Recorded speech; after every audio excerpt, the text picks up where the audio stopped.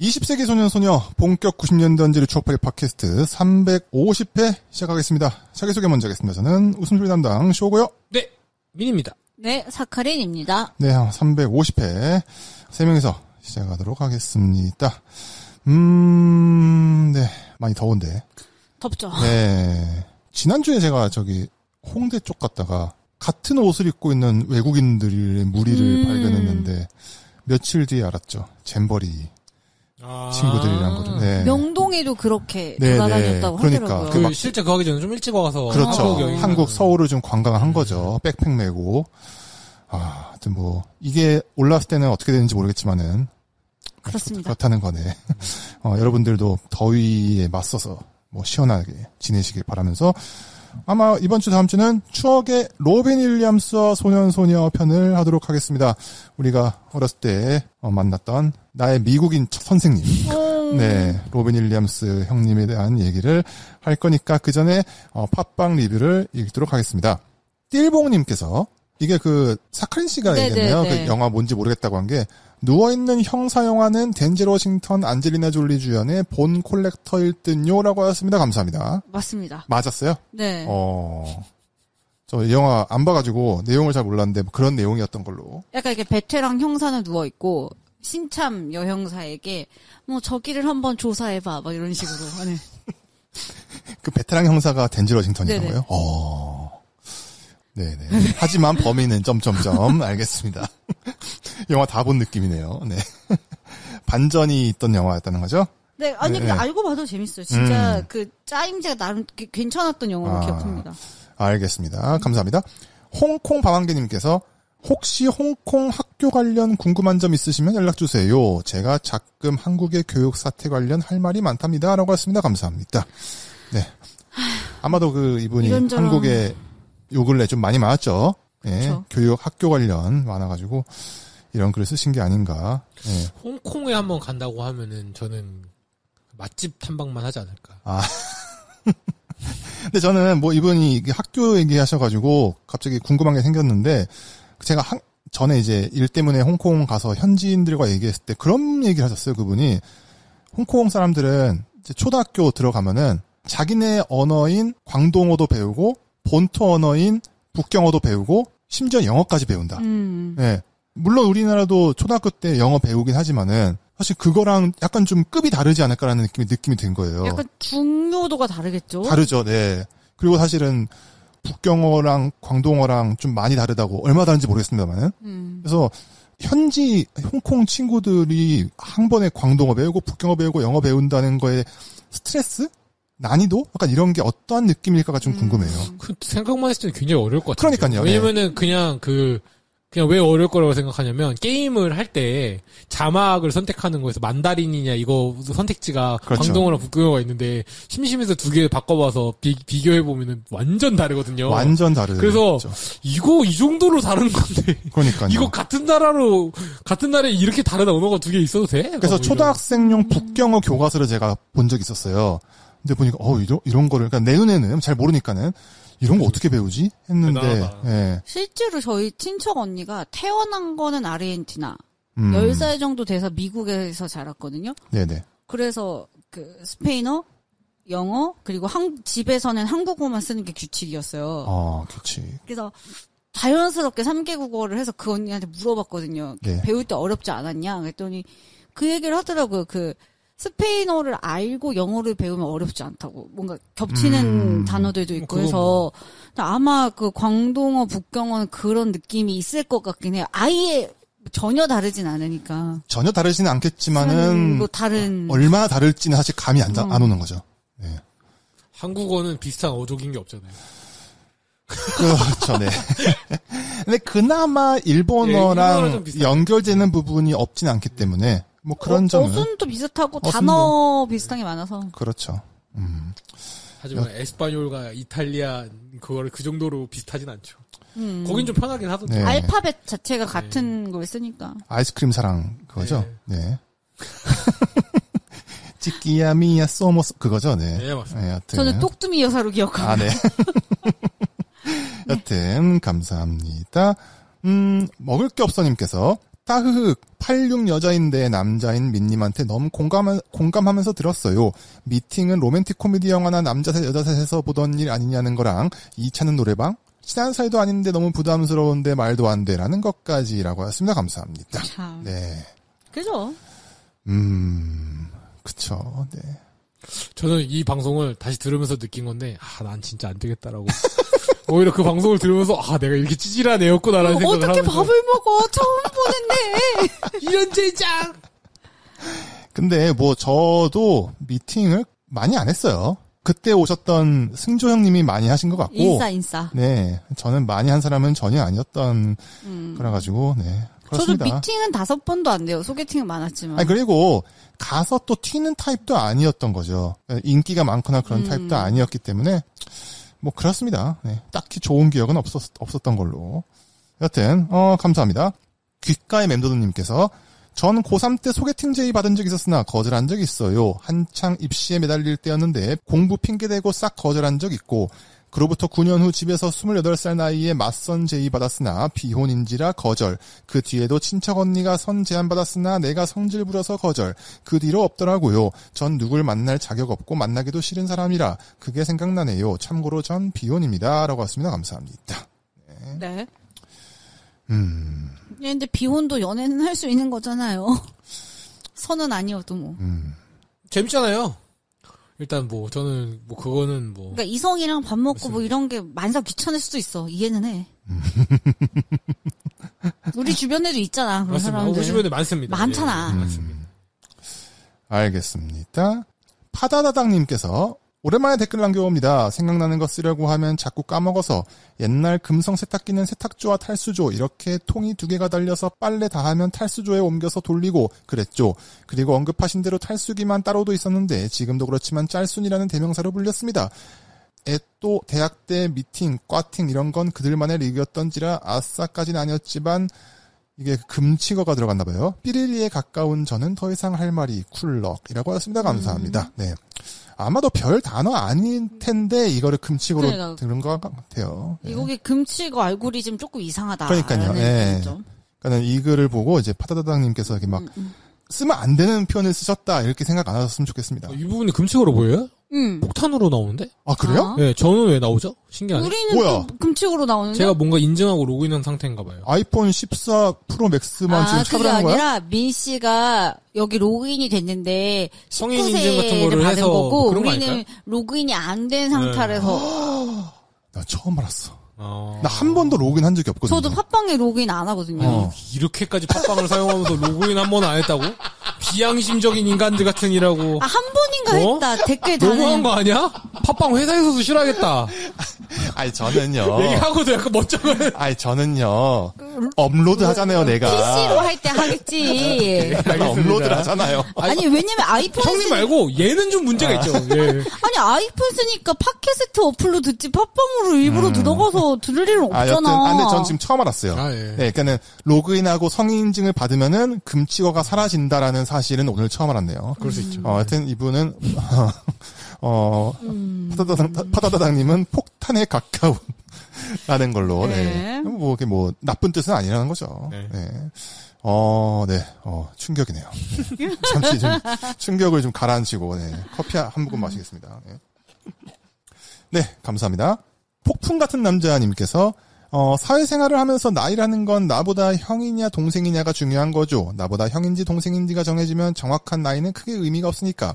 제가 승조 형님의 나이를 궁금했던 이유는 이분이 저보다 형인지 동생인지 아리까리해서였습니다. 꽤 여러분들과 내적 친밀감을 가지고 있는 저로서는 실제로 만나서 부를 일이 없겠지만 승조 형님이라고 불러야 할지 승조 형님아라고 해야 할지 잠시 쓸데없는 고민을 했었네요. 여러분들이 앞으로도 자세한 나이를 알려줄 의지가 없는 것이 명확하니 의지가 없는 게 아니고 모르는 겁니다. 네. 몰랐어요. 제 답답함이라도 해소하기 위해 그냥 승조 형님이 저보다 형님이라고 추측하겠습니다. 대화를 대충 들어보니 저보다는 위인 것 같네요. 참고로 저는 77입니다. 라고 하셨습니다. 감사합니다. 네. 뭐 대충 비슷하신 걸로. 네. 그러니까는 이 내용이 너무 웃겼던 게. 네. 그러니까 실제로 승조 형님보다 나이가 같거나 많은 사람은 승조 형님을 어디서 봤을 때 안녕하세요 승조 형님님이라고 해야 되는 것인가 네. 아니면 승조님이라고 해야 되는 것인가에 대해서 고민을 할 수밖에 없다라는 사실을 이 댓글을 통해서 깨닫고 그래서 나이를 좀 궁금해하셨구나라는 생각을 하면서 한국 사회에서의 이 어떤 그 나이에 따른 그렇죠. 이런 문화가 재밌다라는 그리고 생각을 했습니다. 확 위냐 확 아래냐면은 상관이 없는데 그렇죠. 애매하게 한두 그렇죠. 살이면 이제 약간 그런 게 또 있죠. 비슷하면은 다 같이 읽어가는 너 빠르냐, 너 몇 학번이야, 막 그렇죠. 많죠.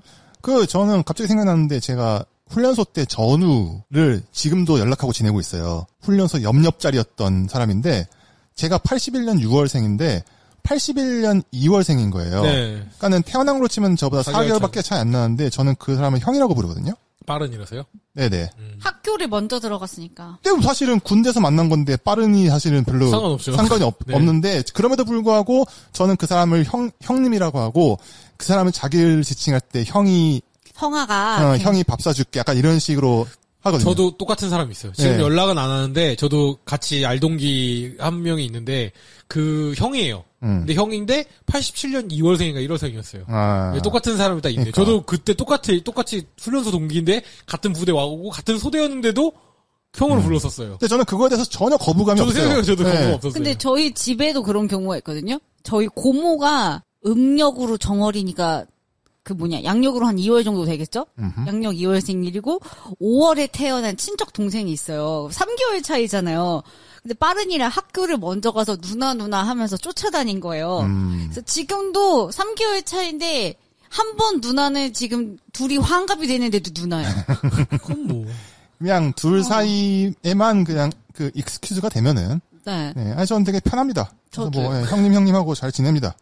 네, 여튼 팟빵 리뷰는 여기까지 하겠습니다. 네, 오랜만에 만났는데 근황 얘기 같은 거 하실래요? 제가 먼저 좀 얘기할까요? 이제 사실 근데 요즘엔 또 뭐 이렇게 튀어나오는 AI 뉴스는 없긴 한데 GPT 사용자가 좀 많이 줄어들었다. 아하, 예, 네네. 예, 요런 얘기가 있습니다. 이제는 약간 이제 일반적으로 GPT가 좀 궁금해서 호기심으로 사용했던 사용자들이 뭐 별로 다른 거 없네 혹은 뭐 그냥 이런 거구나 하고 이제 많이 빠져나간 그런 근데 상황이고. 뭔가 실생활이나 뭔가 업무상에서 쓸만한 사람들은 쓰는 거 아닐까요? 그렇죠. 이제는 그 안정적인 구간이 된 거죠. 더 이상 사용자 수의 변화가 줄어들었다. 이제 맞는 것 같아요. 오히려 뭐 예를 들면은 최근에 이제 제가 가장 잘 쓰고 있는 거는 유튜브 영상에다가 GPT를 위젯을 달아서 영상 안에 있는 내용을 자막을 편집해서 간추려주는 네네. 그런 거를 많이 쓰고요. 그거랑 PDF를 넣으면은 그 안에 있는 내용을 요약해주는 요 두 가지를 가장 많이 씁니다. 네네. 요게 한 건이 있습니다. 두 번째로는 그 일론 대 주커버그의 스레드 대 X 대 대결에 대해서 요즘에 좀 계속 보고 있는데 스레드도 써보고 스레드가 사용자가 많이 줄었대요. 그래서 확실한 뉴스인지는 잘 모르겠는데 지나가는 사람 아는 사람 얘기해주기로는 사용자 수가 처음에 비해서 20%가 됐다. 그렇죠. 80%가 줄었다. 예, 맞습니다. 라는 뉴스를 저도 봤습니다. 예, 그런 얘기가 있고 두 번째로는 트위터가 X가 됐죠. 그렇죠. 근데 이게 또 어떤 얘기가 있냐면 원래 그 애플 앱스토어에서는 앱의 이름을 단 글자 알파벳 하나로는 못한다. 못해요. 왜 못하는지 사실 좀 뻔하죠. 왜냐면 검색어 기준으로 맨 위에 올라온다거나 아니면 너무나도 그 이름 하나로 갖고 있는 권위나 그게 강하기 때문에 그거를 뭐 판매를 할 수도 있고 옛날에 저희가 그 처음으로 그 웹 도메인 시대가 됐을 때 도메인 때처럼 그랬었는데 일론 머스크쯤 되니까 X를 허용해줬다. 라는 얘기가 그래서 이제 애플 뭐 너네도 맨날 무슨 뭐 공정한 규칙 척 이런 하지만. 얘기 하면서도 왜 해줬냐 약간 뭐 이런 식의 얘기가 있었고요. 그러네요. 예. 근데 이게 그래서 X가 그래서 이제 더 이상 트위터는 없어졌죠. 이제 X가 되었죠, 사실은. 그리고 무엇보다 그 파랑새를 잃어버렸다는 상실감이 다들. 짹짹이. 네. 하여튼 그래서 X가 되었습니다. 그래서 X가 되었고 또 하나의 문제라기보다는 변화인데 트윗이라는 단어가 사라졌어요. 그러면 뭐라고 해요? 포스트라고 해요. 트위터가 X가 되면서 트윗이라는 표현도 사라지게 됐다. 근데 사실 트윗은 그 트위터라는 앱이 만들어낸 어떤 단어잖아요. 그렇죠. 뭐 리트윗 이런 것도 맞습니다, 있고. 맞습니다. 근데 그게 다 이제 없어진 거예요. 그러네. 사실 포스트는 원래 있는 고유명, 그게 약간 일반적인 명사잖아요. 그렇죠. 뭐 포스트, 그게 돼가지고 약간 리포스트 이런 거. 뭐 이게 뭔지 모르겠다, 약간 뭐 이런 느낌. 예. 그러네. 그런 일들이 있었습니다. 그래서 여러분들이 이제 다 같이 이제 X를 쓰고 계신 거죠. 전 안 씁니다. 트위터 안 쓰니까요. 네, 이제 많이들 쓰시니까. 네네네. 아직도 그래도 트위터가 꽤 사람이 많기 때문에. 네. 그렇습니다. 덕질하려면 써야 된다고는 하더라고요. 그렇죠. 뭐 도움이 많이 되죠. 네. 사칸 씨는 뭐 할 얘기 있나요? 저는 이제 에어컨 얘기를 좀 하려고. 예. 제가 호캉스를 갔는데 에어 컨디셔너가 효율이 안 나오더라고요. 너무 많은 호수에서 쓰니까. 네네. 그래서 방을 바꿔도 별 소용이 없다. 그래서 참았는데 그로부터 며칠 후에 제가 저녁 시간에 집에 오는데 그 에어컨 설치 기사님들이 그때까지 일을 하고 계신 거예요. 그래서 그래 한참 더우니까 그러실 수도 있겠지 했는데 일주일 사이에 3번을 봤어요. 매일 늦은 밤까지 일을 하시는 거예요. 그 보면서 진짜 올해는 다들 못 견디겠나 보다. 여지까지 왜 에어컨이 있어도 안 트는 토템 같은 집들 있단 말이에요. 가령 뭐 우리 엄마 그런 집들이 있는데 그런 집들과 야 아침 저녁으로는 시원해 문 열어놓고 가만히 있으면 안 더워라고 주장하셨던 분들도 더 이상 견딜 수 없다. 이런 거를 목격한 한 주가 아니었나 생각합니다. 맞습니다. 저 그 뉴스도 봤는데 이탈리아 그쪽에서 로마 네네 에어컨 막 판매량이 엄청나게 늘었다 뭐 이런 거. 제가 사실 올 초에 밀라노에 갔는데 그 댁에 엄청 큰 삼성 에어컨이 있는데 그거 설치하는 날 온 동네 사람들이 구경을 왔대요. 이렇게 큰 에어컨을 처음 본다며. 하면서 우리나라 그 옛날에 TV 마을에 처음으로 TV 들어왔을 때 약간 이런 거 아니에요. 네. 집에 에어컨이 있어 그런 분위기라는 거예요. 그래서 그때 그 얘기를 들은 지 몇 개월 전인데 네. 그 로마 뉴스를 보니까 저 정도로 에어컨 보급이 떨어지는 걸 제가 두 눈으로 보고 왔잖아요. 그래서 심각하다 이거. 약간 지금까지는 에어컨을 설치를 안 하는 것이 약간 그런 자기네 신념 같은 그죠. 그런 게 없지 않다. 뭐 이런 얘기를 들었는데. 근데 시원한 게 장땡이죠. 못 견딘다 이제. 못 견디죠. 네. 그 와중에 내년에 파리 올림픽 하는데 에어컨 없이 간다 뭐 이런 뉴스 나오고 있고. 네. 화이팅. 네. 하여튼 뭐 그러네요. 그죠. 지구에는 안 좋겠지만 진짜 에어컨 없이 견디기 어려운 날들인 것 같아요. 화이팅. 화이팅. 가만히 있읍시다. 무슨 열낼 필요 없어.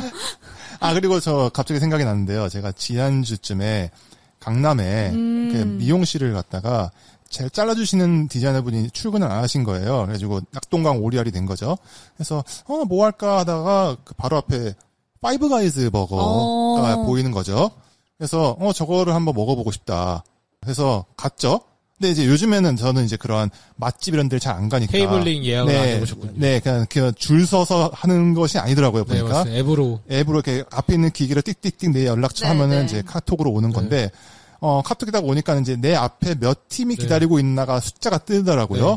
보니까 내 앞에 680팀이 있는 거예요. 네. 몇 시간이에요, 그러면? 그래서 테이블링이라는 앱을 전에 쓴 적은 있어요. 근데 대체로 내가 이거 쓸 때는 앞에 팀이 기껏해야 5팀, 7팀, 많아봤자 10팀 이런 건데 680이라는 숫자는 나는 본 적이 없는 거야, 살면서. 그래서 아니야? 네, 그래서 딱 이걸 보는 순간 이제 그 쓸데없는 고집인 거죠. 오늘 먹고 만다. 내가 이 숫자를 과연 감당할 수 있을까?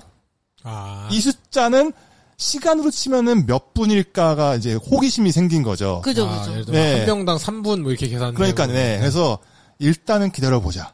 그래가지고 기다렸습니다. 그래서 약 6시간을 기다렸어요. 6시간 동안 뭐 하셨어요? 뭐 교보 가서 그냥 책도 보고 뭐 커피도 마시고. 원래 저는 항상 이 가방에 약 12시간 동안 지루하지 않게 보낼 만한 것들은 들고 다니거든요. 아이패드랑 책이랑 노트가 있기 때문에 12시간 끄떡 없습니다. 네, 그래서 기다리는 건 전혀 문제가 안 됐는데 몇 시간 기다릴까? 그래서 저는 오늘 이 얘기 왜 하냐면은 혹시나 이 파이브 가이즈를 가실 분은 대기표를 받았는데 제가 보기에는 이제 1시간당 약 90에서 110팀 정도를 소화한다라고 보시면 될 것 같아요. 그러면 6시간 정도 맞네요. 그렇죠. 그러니까 대충 딱 봤는데 뭐 앞에 대기팀이 300팀이다. 그러면은 대충 난 3시간. 3시간을 기다린다라고 생각하시면 될 것 같다. 그래서 이 얘기를 한번 하고 싶었습니다. 땅콩 맛있나요? 땅콩이 맛이 있다기보다는 안 먹게 돼요. 왜냐면은 감자튀김이 너무 양이 많아가지고. 아, 그 얘기는 다 하더라. 네, 배가 터질 것 같아가지고. 그래가지고 저는 이제 처음에는 안 먹고 나중에 이제 먹을까 하는데 에이씨 안 먹어. 약간 이렇게 돼버렸습니다. 그리고 감자튀김이나 땅콩보다는 그 밀크쉐이크에 베이컨을 넣을 수가 있거든요. 네, 저는 그게 굉장히 좋더라고요. 햄버거는 맛이 햄버거는 뭐 맛이 저는 이제 뭐 지난번에 두바이에서도 먹었는데 저는 파이브가이즈 되게 좋아합니다. 솔직히 맛은 있어요. 비싸서 그렇지 맛은 있는데 이제 햄버거도 맛있지만은 저는 이제 밀크쉐이크에 베이컨 들어간 게 저는 최고로 좋았다. 네. 말만 들어도 진짜 살찌겠다. 네. 이 뭔가 달달함과 짭짤함의 조화 그리고 뭔가 씹는 맛까지 단짠. 네. 어떻게 밀크쉐이크에다가 그걸 넣을 생각을 그러니까 했을까? 베이컨을 넣는다는 생각을 한 사람이 참 대단한 거죠. 나 그거 봤는데 바닐라 아이스크림에 포테이토 칩 있잖아. 그거를 부셔서 뿌려갖고 먹더라고. 오 맛있겠다. 네. 약간 단짠의 도라이도. 거기다가 좀 씹는 맛까지. 네. 씹는 맛 중요하거든요. 네. 민씨 왜 그렇게 웃어요? 이 아이스크림도 튀겨 먹을 놈들아. 뭐 이런. 예. 아, 진짜 튀겨 먹잖아. 엊그제 그 승조 형님이 저한테 전화가 오더니만은 야 민씨가 지난번에 갔다던 중국집 이름이 뭐니? 이래가지고 중화복층 골드라고 제가 알려드렸습니다. 맛있죠? 아, 그 동파육에 호두 들어간 거요? 이렇게 말씀드렸습니다. 동파육에 호두 들어간 거요. 여튼, 네. 참고로 저희 다음 주에 진보 갈 거예요, 진보. 아, 네. 자랑하는 건가요? 아니, 누가 그러는 거, 민씨 친구가 그러는 거예요. 진보 간다고 하니까, 아우, 씨, 빨갱이들 보수는 안 가냐고. 그 진보 아니라고. 아이고, 네. 다 나이를 먹어가고 있습니다. 집에 네. 다들. 점점 이상한 걸로 웃기려고. 네. 여튼, 여기까지인가요? 네. 네. 자, 그러면은 오늘 본 얘기 넘어가겠습니다. 바쁘다. 네. 뭐, 어느덧 우리도 350회 특집은 아니지만은 350회 특집으로 추억의 로빈 윌리엄스와 소년소녀를 하겠습니다. 사실 우리가 의도한 건 아닌데 아마 이 방송이 업로드가 될 8월 11일 그때가 사실은 로빈 윌리엄스 형님의 9번째 기일입니다. 그래가지고 우리가 의도한 거 아니잖아요. 그죠. 우리가 무슨 하다 보니 네, 배우 특집 후보 3개를 정해두고 뭐 할까 했는데 로빈 윌리엄스 하자. 그죠. 그래가지고 준비를 하다 보니까는 딱 기일이랑 딱 돼가지고 맞아 떨어졌습니다. 그래가지고 뭐 지금은 안 계신 로빈 윌리엄스 형님의 대표작들을 얘기를 하려고 합니다. 사실 이분이 굉장히 출연작이 많은데 네. 그리고 사실은 데뷔작이 보니까는 뽀빠이라는 영화더라고요. 사실 보지는 못했고 혹시 뭐 예고편 이런 거 봤나요? 뽀빠이가 뽀빠이죠. 그 뽀빠이. 네네네. 뽀빠이와 올리브의 뽀빠이 원작 만화 보시면 그 전완근이라고 하나요? 이 팔뚝 네네. 엄청 크잖아요. 볼록볼록. 실제로 이 영화판도 무슨 뭘 덧대가지고 주먹이랑 전완근이 또 겁나게 큽니다. 이걸 이제 로빈 윌리엄스 형님이 했었는데 우리나라에서는 안 볼 수가 없는 관계로 그건 뺐고요. 우리가 20세기 소년소녀로서 추억이 될 만한 영화 그리고 플러스 현재 OTT에서 좀 보기 편한 영화들로 좀 추려봤습니다. 일단은 무슨 영화를 우리가 다룰지를 전체를 일단 얘기를 해드리겠습니다.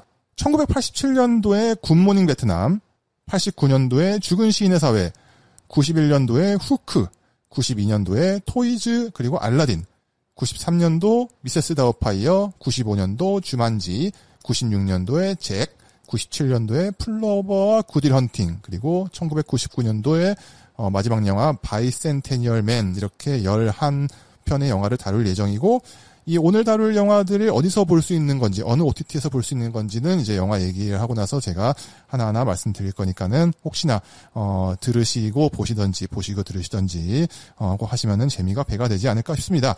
자, 그러면은 시간 순서대로 하죠. 네. 네, 우선 첫 번째 영화입니다. 1987년도에 이 형님이 51년생이더라고요. 그래서 약 36살 때 출연을 하신 영화죠. 굿모닝 베트남이라는 영화 얘기를 하도록 하겠습니다. 간략하게 스토리가 어떤 스토리냐면은 그 주인공이 이제 로빈 윌리엄스 형님이 베트남 전 때 미군 베트남 방송의 DJ로서 이제 오게 됩니다. 그래가지고 역시나 이 형님이 이제 뭐 말빨도 있으시고 또 약간 거침없는 말투 이런 거와 또 이제 그런 파격적인 선곡 이런 걸로 현지 병사들한테 큰 인기를 얻게 되는데 그러면서 반대로 약간 이런 식의 반대 세력도 나오게 되고 그리고 또 전쟁이라는 그 뭔가 이데올로기와 어른들의 벽에 부딪히게 되는 거죠. 네, 그래서 그러한 이야기를 다룬 로빈 윌리엄스 형님의 출세작이라고 할 수 있죠. 자, 저는 이 영화를 제가 이제 로빈 윌리엄스 얘기하자마자 제일 먼저 보고 싶었던 영화가 이 영화였어요. 네네. 이유가 뭐냐면은 어렸을 때 사촌형이랑 이 영화를 봤었거든요. 그런 제가 이 영화를 3번 봤는데 사촌형이랑 어렸을 때 봤는데 사촌형이 이 영화 되게 재밌다고 하시면서 이제 봤는데 사실 초등학생 때라서 이 영화 무슨 내용인지 모르겠는 거예요. 전혀. 이게 뭐야? 이해하기 어렵죠. 네, 사실 초등학생이 이해할 수는 없는 영화였고 그러고 나서 나중에 중학생이 돼서 한번 다시 봤었어요. 그때 이제 사촌형이 얘기했던 게 막 거기 나오는 음악 같은 거 설명해주면서 했었거든요. 네. 그리고 이제 뭐 미군 대통령 따라하고 막 이런 거, 루즈벨트 대통령 따라하고 막 이런 부분 있잖아요. 그거에 대해서 설명을 해줘도 설명에 대한 내용은 이해가 가도 그게 내 어떤 피부나 뭔가 이걸로 와닿지는 않았었고. 네네. 그래서 중학교 때 다시 봤는데 그래도 잘 모르겠더라고요. 근데 이번에 보면서는 이제 좀 했어요. 예. 되게 재밌게 봤습니다. 그러니까 우리가 로빈 윌리엄스 했을 때 뭐 여러 가지 이미지가 있지만은 되게 말을 빨리 하고. 맞습니다. 네. 성대모사 같은, 그러니까 목소리를 바꿔가면서 막 이것저것 조조조조 막 얘기하는, 네. 머신건 토크 약간 이런 거가 되게 이분의 되게 장점 이런 건데, 이분의 약간 그 특기 같은 게 그냥 첫 영화부터 그냥 쏟아지죠. 네. 저는 이 영화를 처음 봤는데, 네. 민 씨가 뭐 이해도 그렇지만 이분이 계속 하는 얘기가 예전 3분짜리 얘기면은 3분 안에 맥락이 있어야 되잖아요. 네. 근데 모든 문장이 다 별개로 느껴지는 그런 네네. 말이잖아요. 특히 디제잉 할 때 막 무슨 말을 하는지조차 알 수 없는 네네. 문장은 이해가 되는데 그거를 한 단락으로 묶으면 말이 안 되는 네. 저는 그런 느낌을 받았거든요. 그래서 처음엔 되게 정신이 없었는데 그 중간중간에 나오는 대사를 통해서 이 사람이 되게 괜찮은 사람이구나? 그냥 말 빠르게 하고, 동네 여자 어떻게 후려보려는 그런 사람만은 아니구나. 그렇죠, 네. 그렇죠. 나중에 네. 이해를 해. 처음에는 네네. 되게 가벼워 보이잖아요. 맞습니다. 그런 생각을 하면서 봤죠. 좀 뭐 의도적인 설정이 아닐까라는 생각이 들어요. 네, 그리고 뭐. 굿모닝 베트남. 아니죠. 굿모닝 베트남. 저도 이 영화 어렸을 때 처음 봤을 때 베트남이라고, 그러니까 우리는 베트남이라고 배우는데 비엔남 이러잖아요. 네. 저 원래 발음은 비엔남이구나. 네. 그래서 영어 배우면서 맞습니다. 철자도 VIETNAM이잖아요. 네. 비엣이구나. 그러니까 이런 거를 이게 기억이 나더라고요. 포레스트 휘타커 아저씨 나오잖아요. 그렇죠. 엄청 젊더라고요. 좀 약간 뽀얗고 귀엽던데요. 맞아. 좀 깜짝 놀랐습니다. 귀여운 흑인 아저씨 대명사죠. 네. 네. 그리고 거기서 막 그러잖아요. 이제 로빈 윌리엄스가 지나가면서 너네 누나한테 사랑에 빠졌다 이런 얘기하니까 당신도 프랑스나 미국처럼 우리한테 얻을 것 얻으면 갈 거예요. 라고. 그러니까 베트남 현지 남자애한테 그러니까 그런 얘기를 하잖아요. 그 베트남 사람들이 갖고 있는 생각이 저런 거였겠구나 이러면서. 그렇죠. 네. 사실 이 영화가 담고 있는 이야기는 굉장히 무거운 이야기잖아요. 그죠? 그리고 실제로 미군이 그 베트남 여자들이랑 이렇게 노는 장면 이런 게 나오는데 그게 긍정적으로만 보이진 않잖아요. 그렇죠. 네. 그리고 이 영화에서 처음 알았어요. 그 국이라는 GOK라는 단어가 약간 그런 동양인 특히나 약간 동남아 쪽 사람들을 비하하는 표현. 네. 참, 뭐 우리나라도 따져보면 많겠지만 그 비하하는 표현이 참 많아요. 맞아요. 네. 그 사실 베트콩 이런 것도 약간 비하의 의미가 있잖아요. 그런가요? 베트콩의 콩이 왜 콩인 거예요? 모르겠어요. 그러니까 제가 알기로는 그러니까 조센진 이런 것처럼 멸시하는 의미의 그런 걸로 알고 있거든요. 왠지 영어는 아니고 그런 현지어 같은. 아닌데? 아니야? 잘못 알고 있는 것 같은데? 아니야? 베트콩은 베트남 공산주의자의 약칭일 뿐이다. 그래? 비하하는 뜻으로 잘못 알려져 있다. 네, 제가 잘못 베트남 공산주의자? 맞아요. 비엔남 공산주의자. 그러면 베트공인 거네? 그렇죠. 공인 거죠. 근데 이제 베트공 이러면 발음이 어려우니까 베트콩. 아니, 발음이 실제로 CO로 돼 있어요. CONG. 공산인데 우리 콩산. 콩산은 그러니까 같은 한자를 베트남에서 읽는 방법, 우리나라에서 뭐 읽는 방법 다르잖아요. 그 차이인 것 같은데. 아니 난 그냥 공산이라길래 그냥 한국에서 쓰인 건가 했더니 그게 아니구나. 네. 공산이라는 단어는 다 쓰는 단어니까. 비에트콩 뭐 이런 건가? 아무튼. 그래서 이 영화 같은 경우에는 맨 마지막에 월드가 나오잖아요.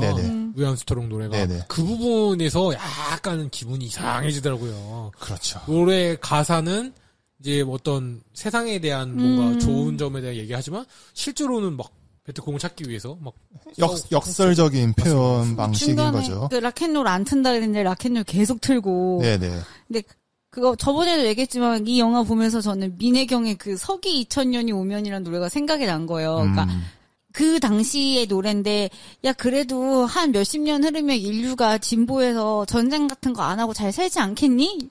이런 느낌이었는데 그때랑 지금이랑 사람들의 기술만 좋아졌지 전쟁하고 미워하고 이런 게 너무 똑같잖아요. 그래서 좀 한편으로 마음이 그렇더라고요. 전 그리고 이 영화를 이번 방송 준비하면서 로빈 윌리엄스 영화를 시간 역순으로 봤어요.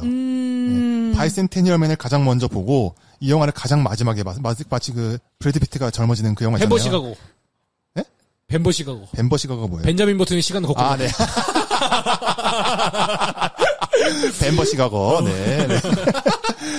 로빈 윌리엄스가 막 젊어져요. 네. 막 턱선도 그냥 날렵하고. 네.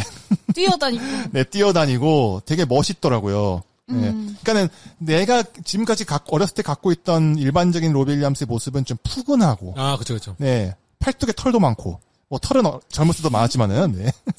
저 중학교 때 결혼을 한다면 이런 사람이랑 하고 싶다고 생각했어요. 아, 네. 뭔가 그 성적 매력이란 게 있나 보죠. 뭐 저는 잘 모르겠지만은. 네. 그런 게 저렇게 온화한 사람과 만나고 싶다 이런 느낌. 영화에서 항상 다정하고 온화한 느낌이 있는 맞아요. 거예요. 그 표정에서부터 따뜻한 네, 따뜻함이 있어요. 결혼을 한다면 저런 사람이랑 하고 싶다 이런 상상을 했었어요. 그리고 뭔가 쉬지 않고 웃겨주는 것도 있잖아요. 네. 온화하면서 쉬지 않고 웃겨준다. 이거 완전히 먼치킨 같은 캐릭터죠. 네. 아 진짜로 그런 게 그리고 이분이 어떻게 돌아가셨는지 알고 봤기 때문인지 모르겠지만 되게 따뜻하고 웃는데 뭔가 눈이 슬퍼 계속. 맞습니다. 네. 그리고 사실 이 영화에서도 이제 서브 플롯으로 현지 베트남 사람들한테 영어를 가르쳐주는 또 선생의 역할. 그쵸. 역시 미국의 선생님. 네.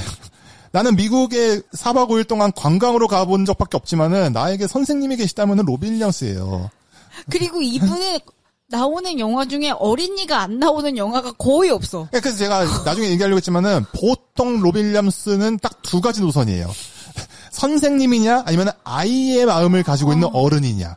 네, 그 두 가지입니다, 대체로. 혹은 아이의 마음을 가지고 있는 어른인데 애를 가르치거나. 이런 거죠. 정말 되게 다정한 사람이라는 게 그러니까. 얼굴에서부터 보이는? 그래서 제가 어렸을 그러니까는 아이들한테 소구하는 무언가가 있지 않았을까.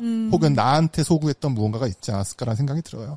다만 이제 어렸을 때 보기에는 이 영화 굿모닝 베트남은 좀 어렵다. 어려운 영화였다. 그리고 또 영화 딱 중반부에 그 술집 폭파신이 나오거든요. 네, 맞습니다. 그 장면부터 갑자기 분위기가 예, 확 달라지는 거죠. 예, 약간 좀 어렸을 있죠. 때부터 약간 좀 충격적이었던 기억이 납니다. 예. 여기까지 할까요? 네. 네. 굿모닝 베트남은 현재 디즈니 플러스에서 보실 수가 있습니다. 네. 다음 영화로 가겠습니다. 이게 영화는 89년도 영화인데 국내 개봉을 1990년도 5월에 했더라고요. 바로 죽은 시인의 사회입니다. 뭐 로빈 윌리엄스 하면은 대표작 중에 하나라고 알려져 있죠. 대충 스토리를 알려드리자면은 이번에는 이제 로빈 윌리엄스 선생님이 한 명문 사립 고등학교에 또 정근을 오면서 시작이 됩니다. 사실 뭐 학교판 굿모닝 베트남 같은 영화죠. 네. 네. 굿모닝 베트남이 이제 병사들한테 신의를 얻는다면은 이번에는 이제 자기네 학급의 고등학생들한테 신임을 얻는 거죠. 근데 좀 다른 점이 있다면은 이 영화는 이제 로빈 윌리엄스 선생님의 관점도 있지만은 그 선생님의 밑에서 교육을 받는 학생들의 스토리도 되게 중요하게 얽혀 있는 거죠. 그래서 결국은 뭐 뻔하죠. 뻔하고 하면 안 되나? 하여튼 뭐 학생 이렇게 저렇게 각성을 하게 되고. 그러니까 이게 학교가 자체가 되게 약간 엄격하고 딱딱한 곳이잖아요. 거기에 자기 자신만의 교육 방식을 내세우면서 거기서 오는 이제 갈등 그리고 학생들이 어떻게 성장하는지 뭐 이러한 식의 내용을 담고 있는 영화입니다. 뭐 너무 유명한 영화이기 때문에 뭐 다 아시리라 믿습니다.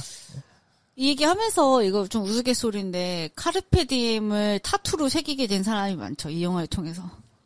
맞아. 카르페디엠이 여기서 처음 나왔지. 네, 그 단어를 여기서 처음 봤죠. 많은 사람들이 여기서 처음 보죠. 네. 그게 뭐 지금을 살아라 뭐 이런 거죠. 네, 네. 맞아요. 저는 이 영화 안 봤었거든요. 이번에 처음으로 봤는데 네. 제가 깜짝 놀란 건 닥터 하우스의 윌슨 아저씨가 여기 나오는 거예요. 누구로 나와요? 그 주인공이에요. 그 이야기 중심이 되는 그 연극하는 친구? 이렇게 보면 모르는구나. 배우 이름이 뭐예요? 배우 이름이 로버트 숀 레너드.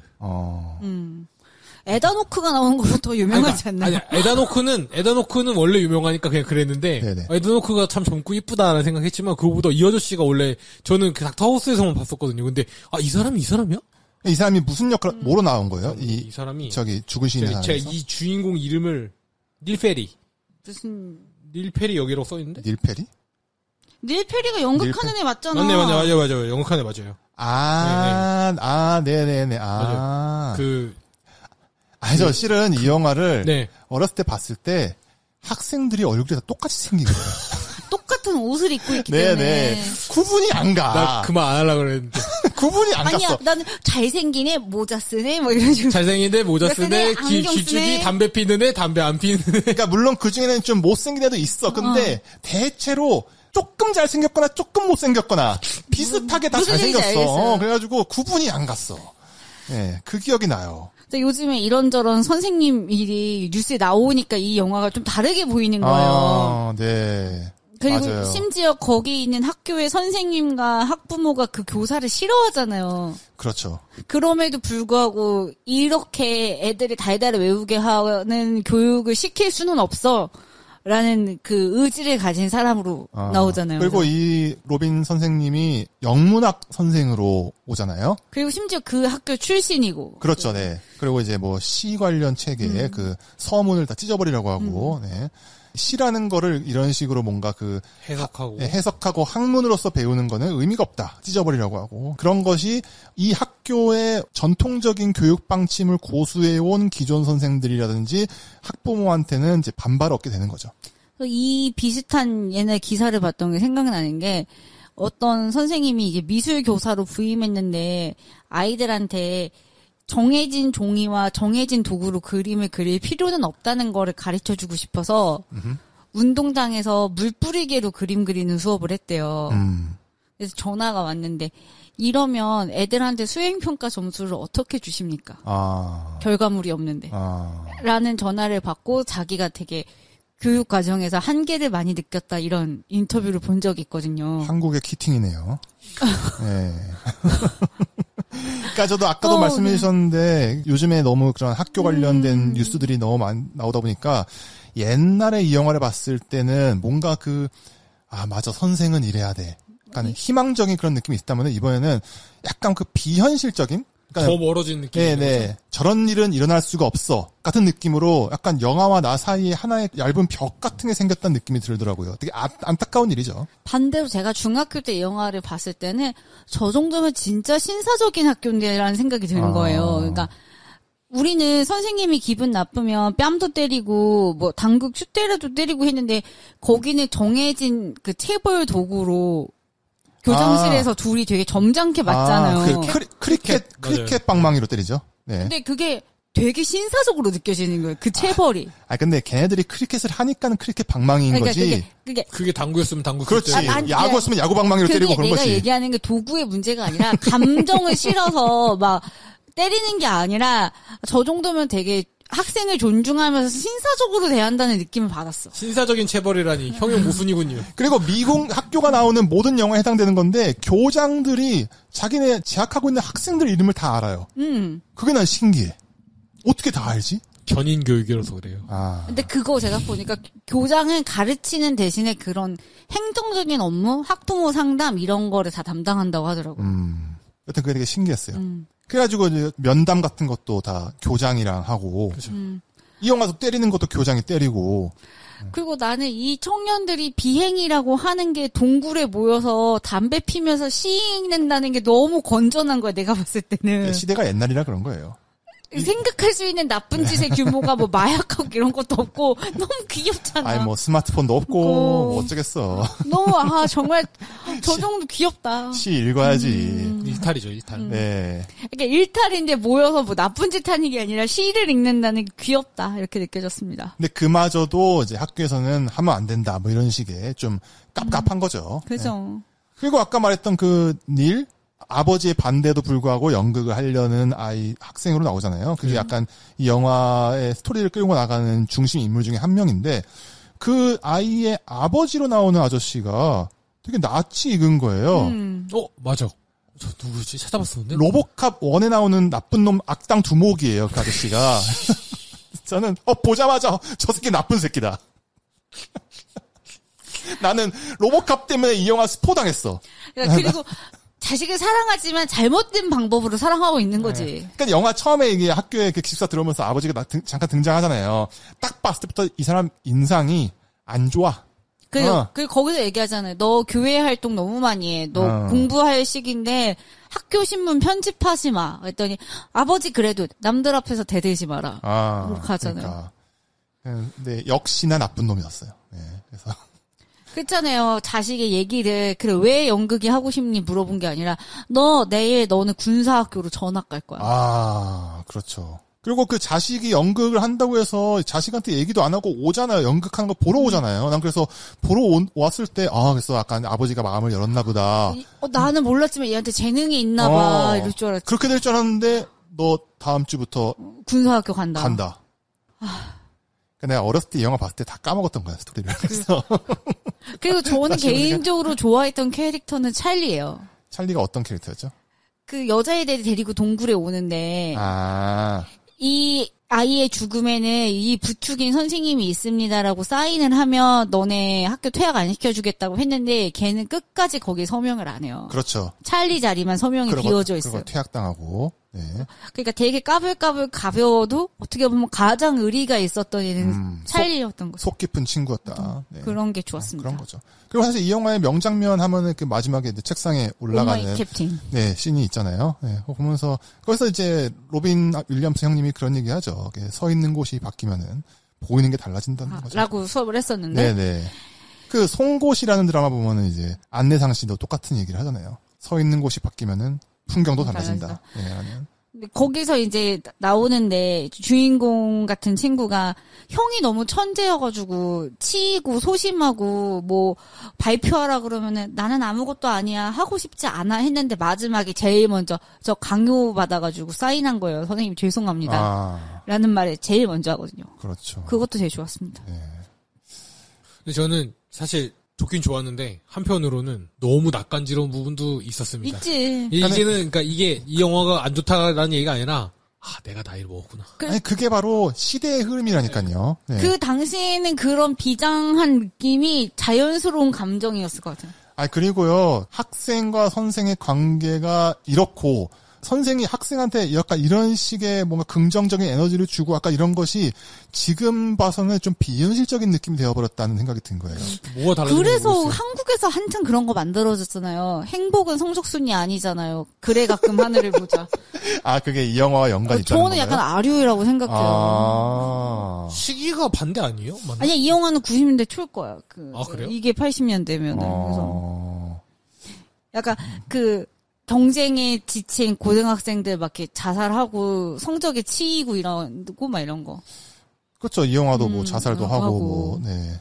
근데 되게 그러니까 연애, 진로, 그 다음에 부모님에 대한 부모 기대하는 거, 뭐 형제와의 갈등 막 우리가 흔히 느낄 수 있는 갈등들이 나와서. 뭐 그렇게 볼 수도 있겠네요. 네.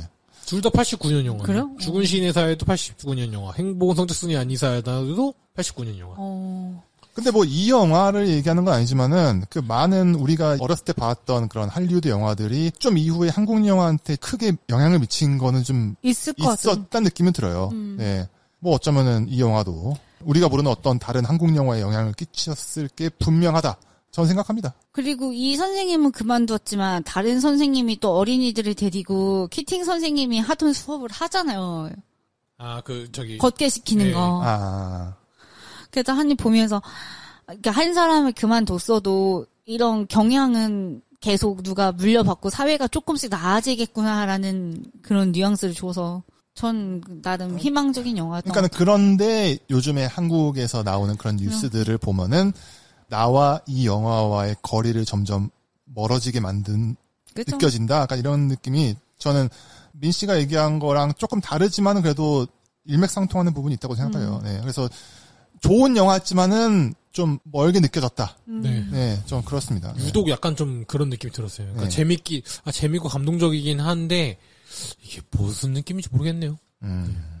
그래도 영화 자체로만 보면은 훌륭했다. 네. 그러니까는 뭐 요즘의 학생들, 어린이들이 진심으로 선생님이라고 부를 수 있을 만한 생각하는 사람이 있을까? 있으면 좋겠다. 뭐 이런 식의 생각. 요즘 시대의 선생님은 백종원 같은 사람 아닐까요? 저는 그런 생각을 좀 했습니다. 네. 그러니까 모두의 선생님 말고. 그러니까 예를 들면은 그저 그런 어떤 찾아가서 인사할 수 있는 선생님. 교감을 통해서 어떤 인생의 변화를 줄 정도의 거리를 만들 수 있는 시대의 어른 같은 개념이 최근에 누구한테 있냐고 하면은 오히려 약간 그런 그러니까는, 그런 거 원하는 것 같아요. 그러니까는 직접 찾아가서 인사할 수 있는 사람이 아니고 백종원 선생님 같은 사람이라는 거잖아요. 네, 맞습니다. 맞습니다. 그러니까는 이게 뭐 좋다 나쁘다라고 하는 건 좀 그렇고. 약간 그런 것 같아요. 그러니까 더 극단이 더 심해지니까 네. 저 정도로 나한테 인생에 무언가 알려주는 사람은 흔해. 더 대단한 사람이 내 진짜 선생이야. 왜냐면 인터넷에 더 대단한 사람들이 많잖아. 이런 식으로 되는 것 같아요. 제가 저번에 그거 봤는데 요즘에는 학생들이 온라인 강의를 되게 많이 보잖아요. 네네. 사설도 보고 EBS도 보는데 EBS 강의를 보고 대학에 붙은 학생들 고득점자들을 이제 강사랑 만나게 해주는 그런 프로그램이 있었대요. 근데 울더래요, 다. 자기는 섬에서 공부하는데 선생님 아니었으면 공부 못했을 거라고. 그리고 엄마는 해준 게 없다 그러고 울고. 네. 학원을 보내줄 수도 없고 아무것도 없는데 그것만 보고 서울대 갔다 그러니까 내가 아무리 돈을 딴 데서 많이 준다 그래도 EBS 강의는 해야겠구나. 라는 사명을 가지게 됐다. 이런 얘기를 하더라고요. 그래서 지금 중고등학생인 친구가 이 영화를 봤을 때 감명 깊었으면 좋겠다. 라는 생각은 들어요. 그리고 안 그럴 것 같아요. 보면. 그러니까. 전혀 완전 삶이랑 학생들도 학생이지만 사범대학을 다니는 교사 지망생들도 이걸 보고 뭘 느꼈으면 좋겠고. 그러니까 못 느낄 것 같으니까는 느꼈으면 좋겠다라고 말하는 거지. 이 영화 보면서 이제 민 씨 이렇게 우리가 꼰대가 되어가는가. 민 씨한테 그 얘기했거든요. 그러니까 삶의 부조리, 갈등 이런 거를 아는 게 과연 좋았을까? 쟤는 내가 연극하고 싶다고 해도 우리 아빠 허락도 안 해줄 거야. 그냥 하지 말자라고 했으면 대학을 가서라도 연극을 할 수 있었을 텐데 너무 저 친구의 인생으로 보자면은 저렇게 삶을 마감한 게 너무 슬프다. 저게 과연 좋기만 한 일일까? 이 생각이 드는 거예요. 영화를 보다가. 근데 어쨌거나 뭐 인생이란 거는 선택의 연속인 거고 그냥 이 영화에서 연극의 길을 택했던 친구는 약간 선택의 타이밍을 잘못 잡아서 생긴 비극이다라고 볼 수밖에 없는 거죠. 그래서 그 친구의 엄마랑 아빠랑 막 우는데 아버지도 걔가 불행하게 살라고 의사가 되라고 한 건 아닐 거잖아. 그래서 물론 그렇죠. 막 그러면서 막 복잡한 마음이 들더라고요. 네. 여튼 뭐 그렇습니다. 네. 다음 영화 얘기할까요? 네. 죽은 시의 사회는 디즈니 플러스에서 보실 수가 있습니다. 오늘 마지막 영화가 될 것 같네요.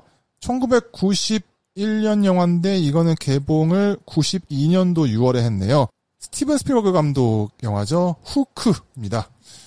이 영화는 로빈 윌리엄스가 피터팬으로 나옵니다. 네.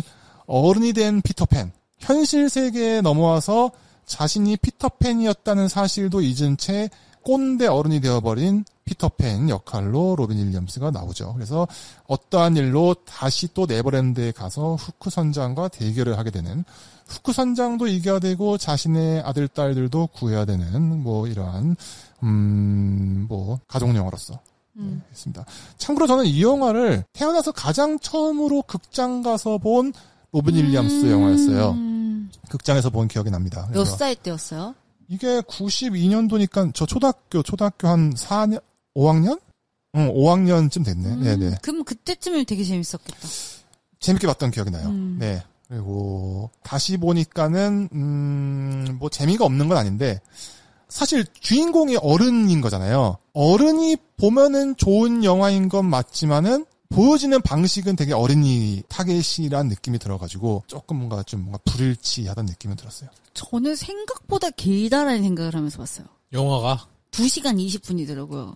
길죠. 그래서 이게 어린이 대상이어서 좀 더 컴팩트하게 만들었을 것 같은데 이게 굉장히 스토리가 길다. 그러니까는 그러니까 아마도 제작하면서의 컨셉은 어른들을 대상으로 한 게 맞다고 그래서 네. 길었을 수도 동심을 잃어버린 피터팬. 설정은 좋잖아요. 그죠. 그 얘기 딱 듣는 순간에 뭔가 과거의 피터팬에 대한 향수가 있는 어른이 와서 보고 싶은 마음이 드니까. 그렇죠. 네.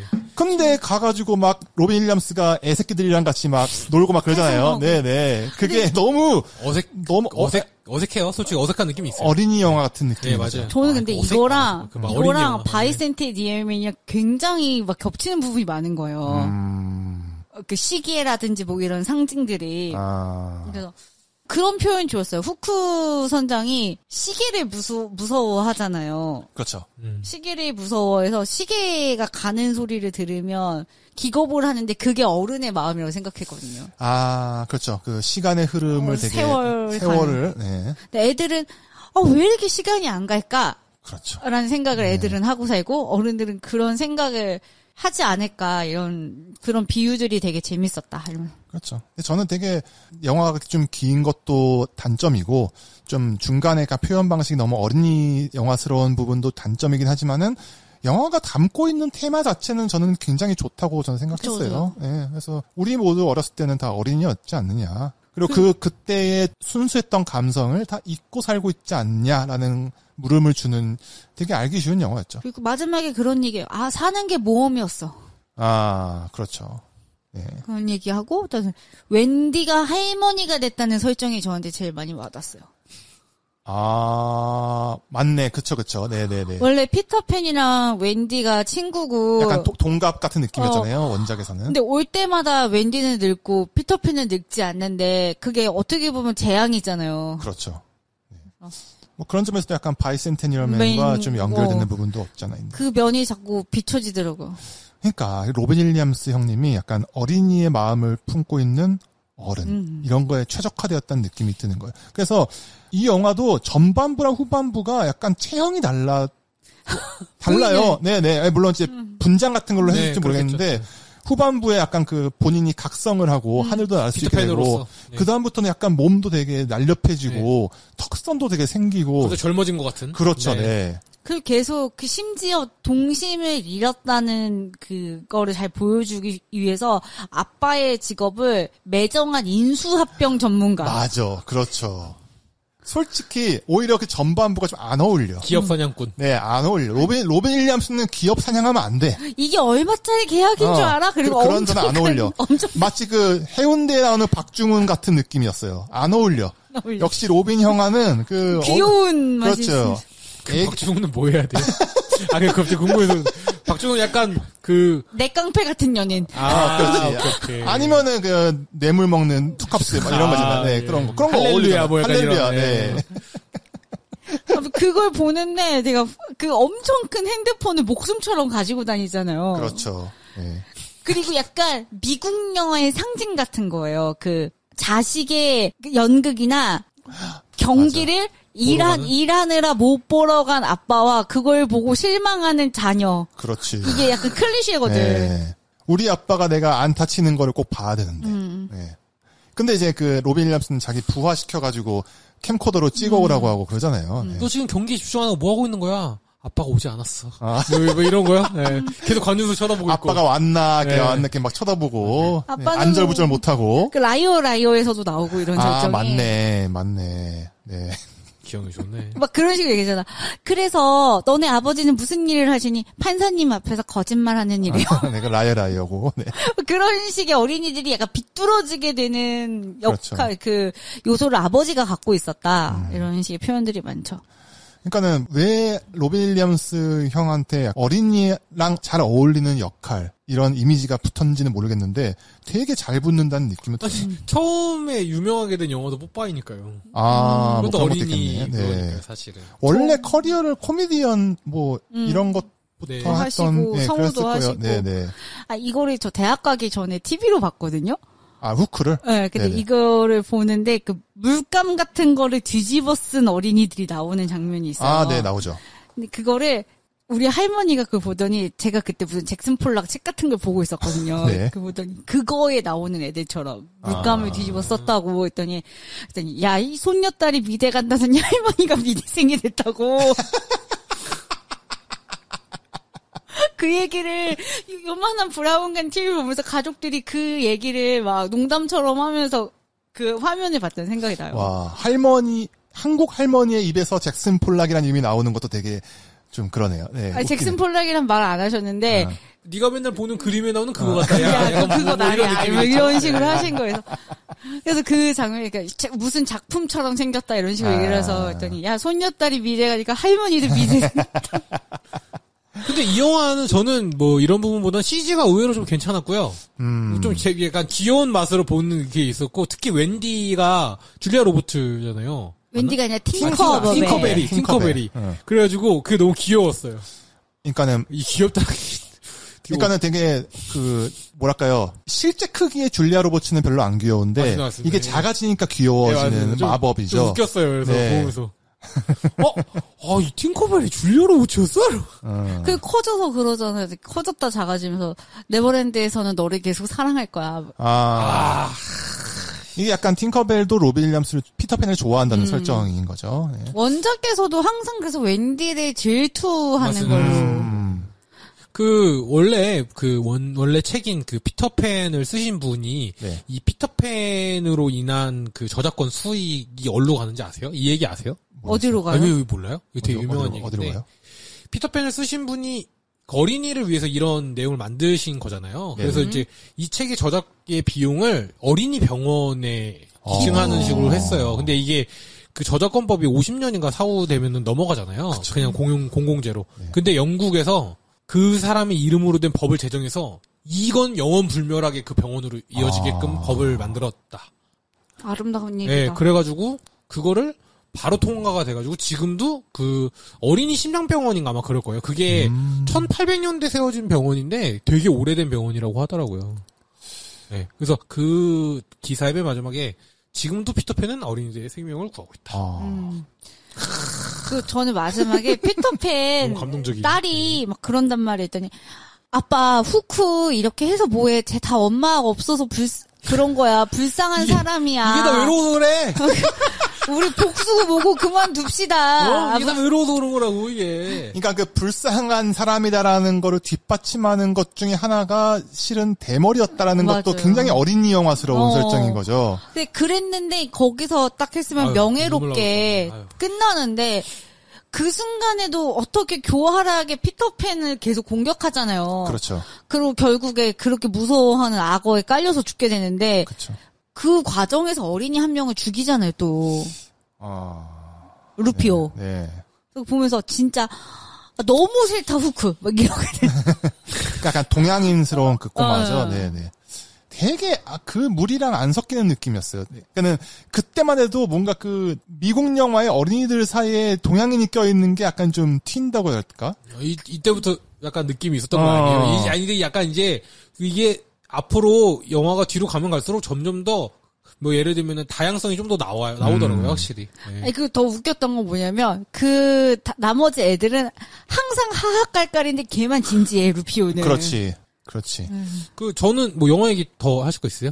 저는 좀 딴 얘기 조금만 하고 싶은데 이게 좀 프랜차이즈가 잘 돼가지고 게임으로 많이 나왔어요. 그래서 후크가? 예, 슈퍼 페미콤용으로 나온 횡스크롤 액션 게임도 있고요. 그 아케이드용으로 만든 아이램에서 만든 아케이드 게임이 있는데 이건 제가 예전에도 방송에서 한번 얘기했을 수도 있을 것 같아요. 다른 방송에서. 근데 이 아케이드로 나온 후크가 되게 명작입니다. 이게 그 잘하는 사람은 무한루프로 계속할 수 있거든요. 보스를 깨면 다시 현처럼 돌아가는 구성이어가지고 그래서 캐릭터가 4개인데 4개 중에 한 명이 루피오가 있어요. 그 중에.